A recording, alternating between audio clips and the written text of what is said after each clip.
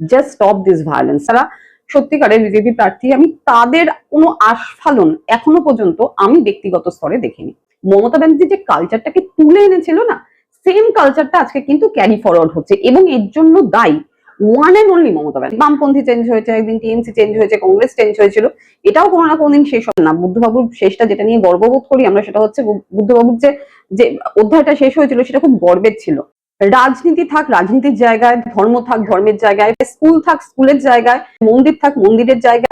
বিগত কিছুদিন ধরে আমি বুদ্ধদেব ভট্টাচার্যর মানে আমাদের বুদ্ধবাবুর কিছু ফ্যান ফলোয়িং কে খুঁজে পেয়েছি। সেটা সর্বত্র, সেটা আজকে সোশ্যাল মিডিয়া থেকে শুরু করে প্রিন্ট মিডিয়া বা আপনি টেলিভিশন মিডিয়া, যে কোনো মিডিয়াতে বুদ্ধদেব বাবুর ফ্যান ফলোয়িং এতদিন কোথায় এনারা ছিল আমি সত্যি জানি না। হঠাৎ করে একটা বিলুপ্ত প্রজাতি আজকে এসে উপস্থিত হয়েছে, না ভালো কথা 100 বার।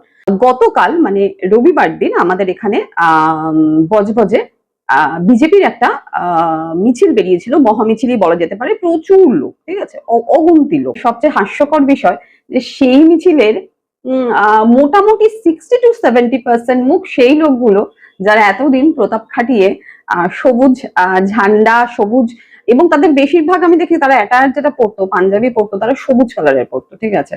তারা সমস্ত কিছু করেছে, যা যা টিএমসি যেই জিনিসগুলোকে আজকে আমি বলে না, আজকে যারা বঙ্গবাসী যারা বলছে যে টিএমসি এগুলো ভুল করেছে, তারা সমস্তটা করেছে, সমস্ত রকম কিছু করে এসে আজকে তারা হঠাৎ করে একটা শুদ্ধিকরণে নেমে পড়েছে, যে শুদ্ধিকরণের একটাই মাত্র কথা, সেটা হচ্ছে জয় শ্রীরাম। যারা সত্যিকারের বিজেপি প্রার্থী, আমি তাদের কোনো আস্ফালন এখনো পর্যন্ত আমি ব্যক্তিগত স্তরে দেখিনি। 21শে জুলাই শহীদ দিবস বলে ওনারা যেটাকে বলতেন, তখন সেই স্বামীজি, ঈশ্বরচন্দ্র বিদ্যাসাগর, রামকৃষ্ণদেব সেজে যারা ঘুরতো, কালকে আমি দেখছি এখানে তারা কালী কেউ সেজে, কেউ শিব সেজে, ছাই মেখে, ঠিক আছে, মানে বাম বাম বলে গান চালিয়ে হিন্দি গানে তারা সেই সেম জিনিসটা করছে। ধর্মের রাজনীতি হবে না, এটা বুদ্ধবাবু খুব ক্লিয়ারলি বলে গেছিলেন। জ্যোতিবাবু সেম পন্থায় বিশ্বাস করতেন।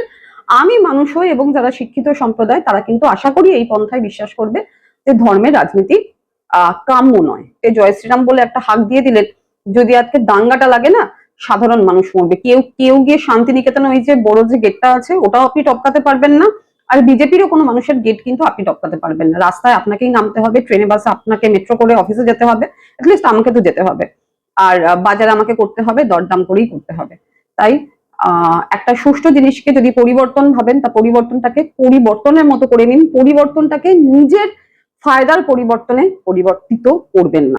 রাজনীতি থাক রাজনীতির জায়গায়, ধর্ম থাক ধর্মের জায়গায়, পুজো থাক পুজোর জায়গায়, মন্দির থাক মন্দিরের জায়গায়, স্কুল থাক স্কুলের জায়গায়, আর যেটা হচ্ছে মানুষ থাক মানুষের পাশে, মানুষের সাথে, প্রতিবেশী বন্ধু বান্ধবের মাঝখানে রাজনীতি টেনে এনে দয়া করে সুষ্ঠু জীবনযাপনটাকে এমন একটা জায়গায় চলে যাবেন না যেটাকে আর কোনোদিন চেঞ্জ করা হয়তো যাবে না। কারণ কি বলুন তো, সব জিনিসের শুরু আছে, এটারও তো শেষ আছে। মানে অবভিয়াসলি বামপন্থী চেঞ্জ হয়েছে, একদিন টিএমসি চেঞ্জ হয়েছে, কংগ্রেস চেঞ্জ হয়েছিল, এটাও কোনো না কোনোদিন শেষ হবে। সেই শেষটা বুদ্ধবাবুর শেষটা না আজকে লজ্জার না, বুদ্ধবাবুর শেষটা যেটা নিয়ে গর্ববোধ করি আমরা, সেটা হচ্ছে বুদ্ধবাবুর যে অধ্যায়টা শেষ হয়েছিল সেটা খুব গর্বের ছিল।